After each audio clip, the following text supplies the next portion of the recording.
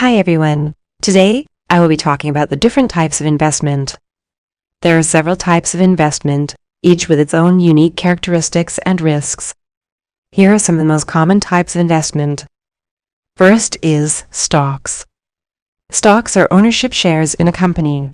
When you buy a stock, you become a part owner of the company, and your returns come from the increase in the stock price or dividends paid by the company. Next is bonds.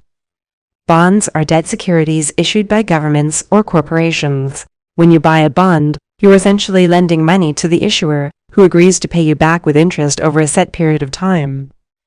Next is real estate. Real estate can be a good investment for those looking to generate income or build wealth through property appreciation. This can include owning rental properties, buying and flipping homes, or investing in real estate investment trusts, REITs. Next is mutual funds. As explained earlier, mutual funds are investment vehicles that pool money from many investors to buy a portfolio of stocks, bonds, or other securities. Mutual funds can provide diversification and professional management, but also carry fees and the risk of market fluctuations. Next is exchange.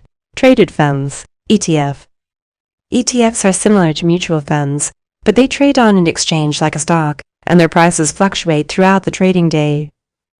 Lastly, cryptocurrencies.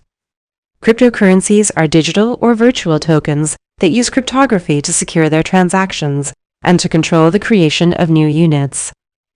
It's important to remember that each type of investment has its own unique characteristics, risks, and potential returns. It's important to carefully consider your investment goals and risk tolerance before choosing the type of investment that's right for you.